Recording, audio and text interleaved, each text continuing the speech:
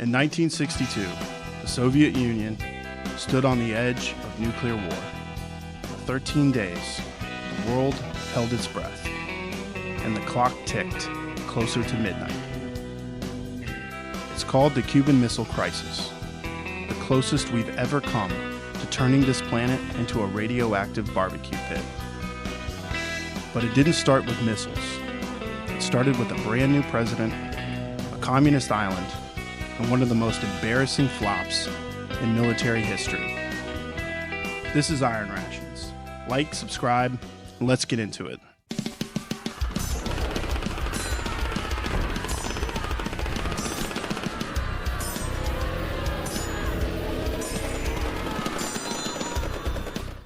In the 1950s, Cuba was America's dirty little playground. Mob-owned casinos, beachfront sugar plantations, and a U.S.-backed dictator named Fulgencio Batista kept things humming. But in 1959, Fidel Castro, beard, cigar, and all, rode into Havana with a ragtag army and overthrew the whole thing. Washington freaked out. Why? Because Castro wasn't just some angry peasant with a gun. He was cozying up to the Soviet Union. Land reforms, nationalized businesses, many American-owned, and growing Marxist rhetoric made it clear Cuba was sliding straight into the red zone. Dwight Eisenhower's administration panicked, cut ties, and quickly began planning a little regime change. Oh no, a sovereign country doing stuff we don't like? Better call the CIA. When John F. Kennedy took office in 1961, he inherited a CIA plan to send 1,400 Cuban exiles back to the island to trigger an anti-Castro uprising. The plan was garbage, and JFK knew it, but he greenlit it anyway. What followed was the Bay of Pigs invasion, an absolute train wreck. The exiles landed on the southern coast and were instantly surrounded. The promised uprising never materialized. U.S. air support canceled in the last minute. Within 72 hours, the invasion is a failure. Over 1,100 men captured. Castro throws them in front of cameras and declares victory. He even demanded ransom for return of the now prisoners, which equaled out to $53 million in goods. And the U.S. paid. It was so bad, Castro came out looking like a folk hero, and Kennedy, he looked like a clown in a suit, humiliated on the world stage, just 3 months into his presidency. You ever agree to something just to shut everybody up, and then it explodes in your face?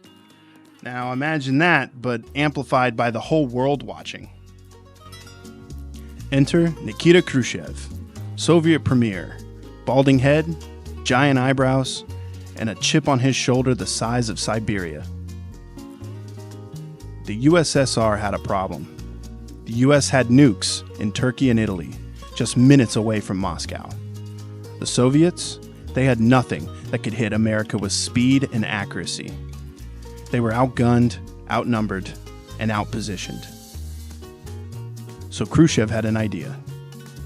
Put Soviet nuclear missiles in Cuba, 90 miles off the coast of Florida, right in America's face, and maybe, just maybe, use them as leverage to get the US missiles out of Turkey. It was bold, risky, and insane, but Khrushchev watched as the Bay of Pigs disaster unfolded, knowing the now self-installed Castro was pissed, and Kennedy looked weak. This was the moment to strike.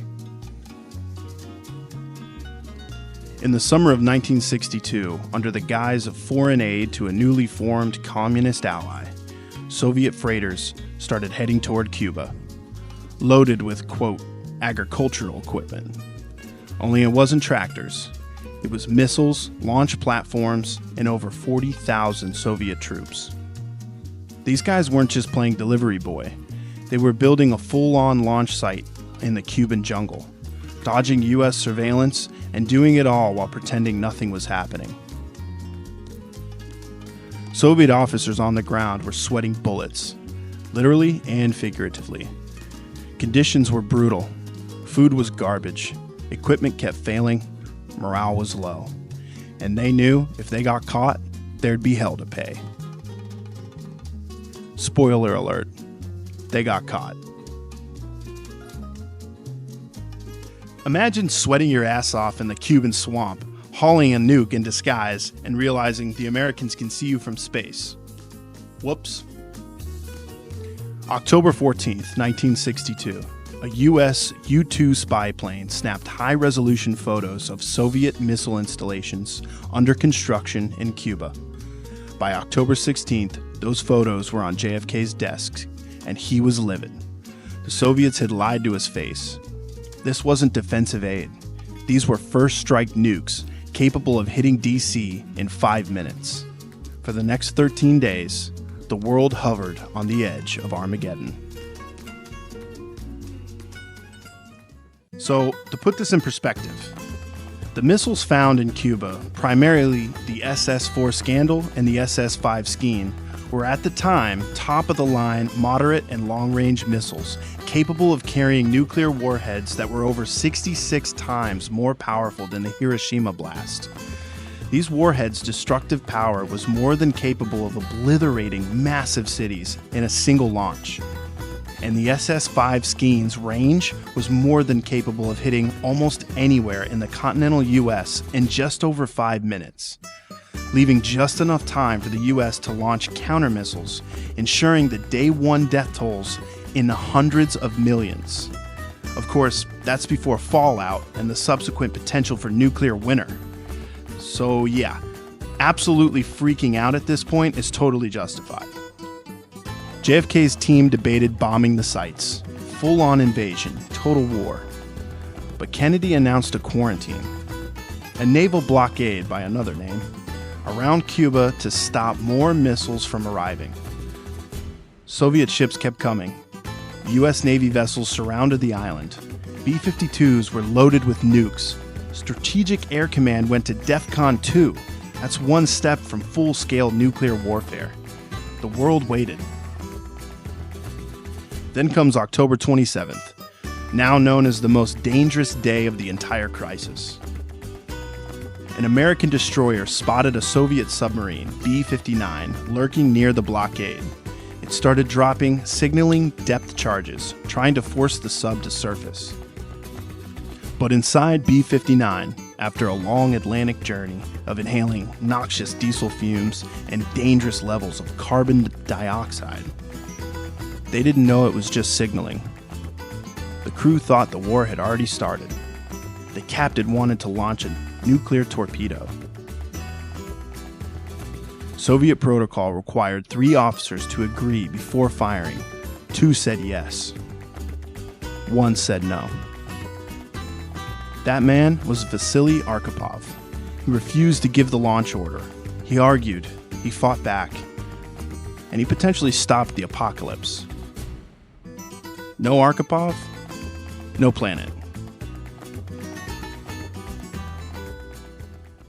Vasili Arkhipov, possibly the chillest man in history. When he returned to Russia, he and his crew were faced with disgrace from their superiors. One admiral told them, "It would have been better if you had gone down with your ship." Throughout the rest of his long career with the Soviet Navy, this was always looked at as an act of disobedience and a stain on his file. Arkhipov died in 1998, and it wasn't until 2002, when another investigation was opened, that the Russian government even realized how close we came to the end of the world as we know it. In 2017, Arkhipav's family was presented with the first Future of Life Award for his actions that day. And in my opinion, too little too late. He should have been welcomed home and lived the rest of his days as a hero. That same day, October 27th, a U.S. U-2 surveillance plane was shot down over Cuba by Soviet-supplied surface-to-air missiles. The pilot, Major Rudolph Anderson Jr., was killed instantly, marking this as the first official death of the Cold War. Inside the White House, it was chaos. Many of JFK's top military advisors were ready to go full scorched earth, airstrikes, invasion, total war. But Kennedy, didn't flinch. Instead, he turned to someone he trusted more than any general, his brother, Robert F. Kennedy. In a quiet, late-night meeting, the two weighed out their options. Bobby urged calm, cooler heads, negotiation, and JFK listened. Instead of launching missiles, he sent his brother to meet secretly with the Soviet ambassador, Anatoly Dobryan, and the final deal began to take shape. Say what you will about nepotism, but sometimes your little brother is the best advisor in the room. Meanwhile, JFK and Khrushchev were exchanging telegrams like Cold War pen pals with nukes. Khrushchev sent one message: remove the missiles from Cuba if the U.S. promises never to invade. JFK liked that. Then a second message: remove the missiles and get U.S. nukes out of Turkey. Kennedy ignored that one publicly, but privately, he agreed. Bobby Kennedy met with the Soviet ambassador in secret. The deal? The U.S. would remove Jupiter missiles from Turkey, quietly, a few months later. But it had to be hush-hush, or NATO would freak. That's right, the U.S. removed missiles from Turkey quietly, because democracy thrives on transparency. October 28, 1962, Khrushchev blinked. He announced the dismantling of the Cuban missile sites. Crisis over. But no one really won. The Soviets looked reckless. The Americans looked terrified. Cuba felt abandoned. And both superpowers realized this was way too close. The world had stared into the abyss and barely stepped back. Afterward, a direct communication line, known as the Red Phone, was installed between Washington and Moscow to avoid this kind of disaster from ever happening again. Kennedy's approval ratings soared. Khrushchev, not so lucky. He was ousted 2 years later. And as for Fidel, he was furious. He wasn't even told about the secret Turkey deal. He realized both superpowers were playing chess, and Cuba was just a pawn. Fidel's face when he found out he wasn't even CC'd on the nuclear apocalypse email chain. The Cuban Missile Crisis wasn't just about Cuba or missiles. It was about ego, miscommunication, and miscalculation.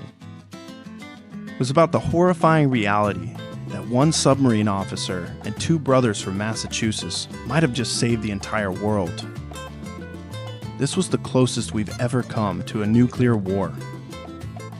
We might not be so lucky next time. This was just one of the multiple positive effects that JFK had on the world. This wasn't the first stand he would take, despite almost every voice around him telling him to strike. He stayed calm. And in the end, he and his brother absolutely avoided an apocalyptic nightmare. John Fitzgerald Kennedy showed the world his steadfastness and resolve. There will be more on him, but that's for a later video. That's it for now. This is Iron Rations. Thank you for watching. If you enjoyed this video, please like and subscribe, and we'll see you on the next one. And remember, Christ is King.